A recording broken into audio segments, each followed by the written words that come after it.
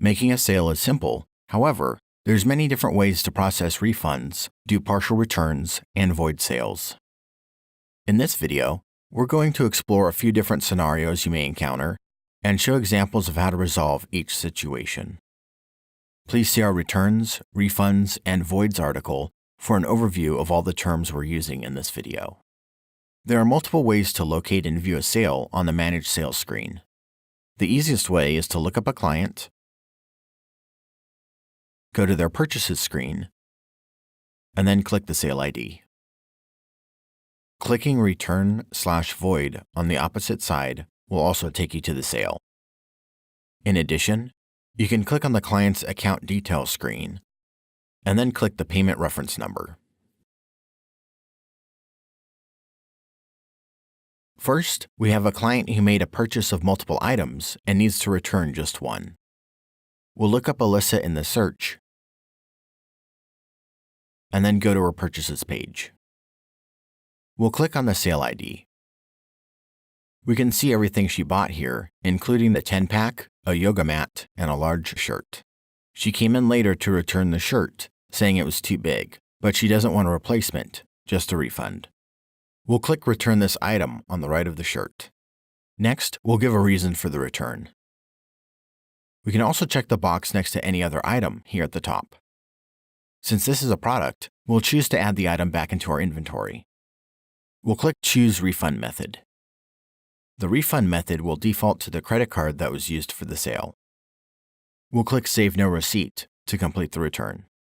Let's go over what the purchases screen looks like after a return. When a return happens, the original sale will show Returned next to it, and there will be a brand new entry called Return Sale, which is the record of the return. You can undo the return sale if you need to refund to a different payment method, although you'll need to be careful doing this. For instance, if you've just done a return to a credit card and then undo the return, the money won't go back to the credit card. You need to give the credit card processors enough time to move the money around, which can take a few days to a week. Now let's rewind a bit and say that the client actually does want to replace her shirt with a medium rather than simply getting her money back. Instead of choosing credit card as the return method, we'll use account, which will refund the t-shirt cost to her account as a positive balance. When we complete the return, we'll now be able to go into the Retail tab and make a new purchase of a medium-sized shirt and pay for it with the client's positive account balance.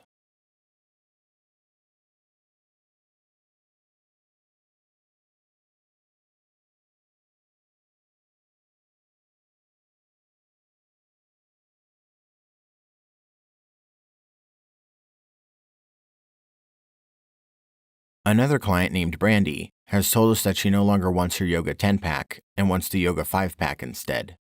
This would be considered a partial refund since we'll only be returning a partial amount to her card. We'll look up Brandy and then go to the Purchases page to find the sale. Next, we'll click Return/Void. This sale included only a single pricing option and nothing else, so we can choose Return All. For reason for the return, we're going to write in that she wanted a 5-pack instead. We'll click Choose Refund Method. This shows all of the money going back to the credit card, so we'll check the Use Additional Refund Method box. This will split the amount. For the second refund method, we're going to select Account.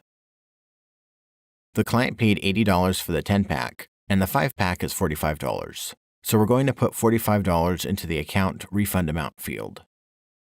This will automatically put the remaining $35 to the credit card. Now we'll choose Save No Receipt to finish the return.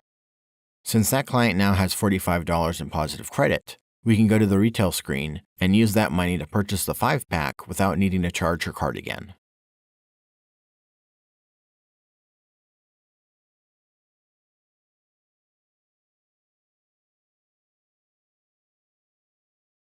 The 10-pack we returned still has a visit assigned to it, which means that visit is not going to give money to the staff member unless we reassign it to an active pricing option.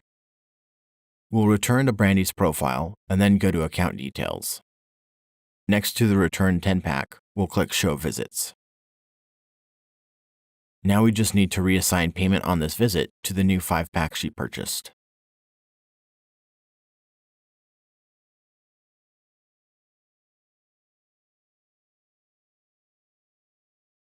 A different client, Jimmy, called us a few hours after he made a purchase of an unlimited monthly pass, saying that he actually didn't have the money for it. Since it's only been a few hours, we might be able to void the sale entirely. Please note that depending on the payment processor you use and the country you're in, you may not be able to void. Please see our related article on that topic for more information. We'll click on Return/Void at the top right of the most recent sale. We can see here that void is grayed out, so we can't click on it. Let's take a moment to investigate this more closely to see if we can figure out why we can't void the sale. We can see in red in the middle of the screen that it says "One in use," indicating that this pricing option is currently paying for a service. We'll need to early cancel that class or have something else pay for it before we can void this sale. Alternatively, we can charge Jimmy for a single session pricing option, move the visit over to that single session, and then void the unlimited pass once the visit is unassigned. Jimmy has active pricing options, so we won't need to do this. Let's click on the "One in use" wording to reassign this session. We'll go ahead and click the Reassign Payment dropdown on the far right and change what is being used to pay for this class. This client still has an unused 5 pass we can assign this visit to. Now we can go back to the sale of the monthly unlimited pass and void it. If by any chance the void button was still grayed out, it could be because our login doesn't have the proper staff permissions to void a sale, the transaction has already been batched and it's too late to void, or it has already been returned. Also, you can always check the Settled Transactions report to see which sales have been settled and which are still waiting to be batched, which will help you decide when to void a sale.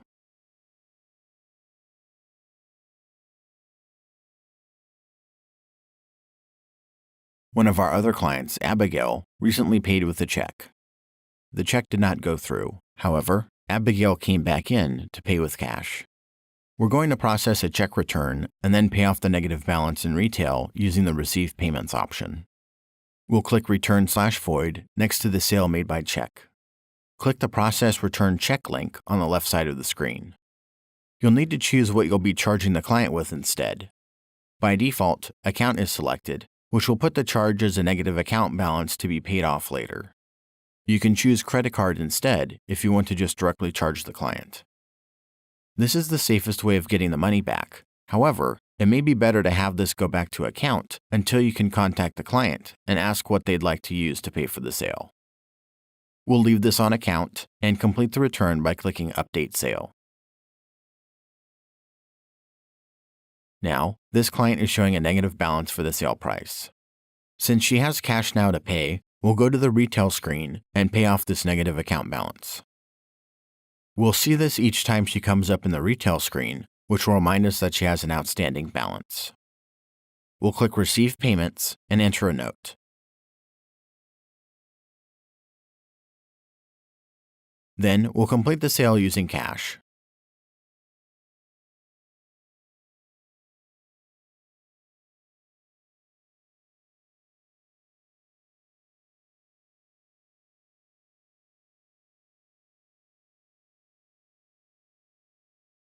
Not all businesses can use the Easy Upgrade feature, but it can be useful when making a replacement sale.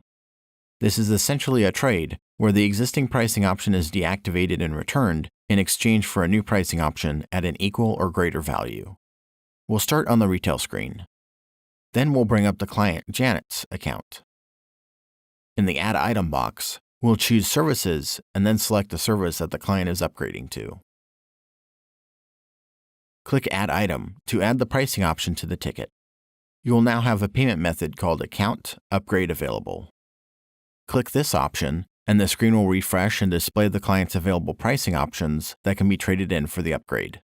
Check the boxes next to the pricing options that will be traded in, then choose a secondary payment method if the client needs to pay more money for the upgrade. For example, Janet still needs to pay an additional $125, which she'll do with credit card. Lastly, you'll complete the sale using Save No Receipt or Save Print Receipt. The pricing option we just upgraded to will now show on the client's Purchases page, and the one they traded in for it will show as returned and inactive. Note that the original pricing option being traded in for the upgrade must be a settled transaction. If the transaction is not settled, then returning it in the upgrade will prevent the funds from processing and going to your bank account. In some cases, you may need to undo a return. Sometimes this is done because you refunded to cash and the client wants it to go to their credit card instead, or if a mistake was made. You may also just want to simplify things by showing that the original purchase wasn't made by cash and then returned, but just made once with credit card. Let's look up Ryan and go to his purchases screen. One of our staff members accidentally used a count to purchase this pricing option. Realizing their mistake, they then returned this sale without a refund, which ended up keeping the client in a negative balance.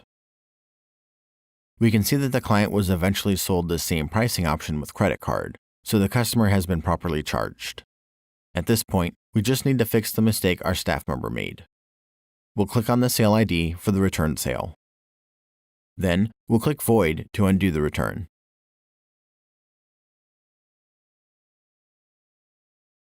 Now, the original sale is no longer showing returned, and we can click on its sale ID.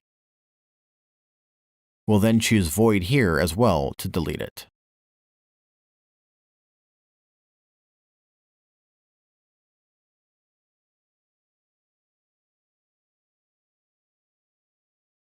For further information on any of the processes we outlined here, please take a look at our related articles section below.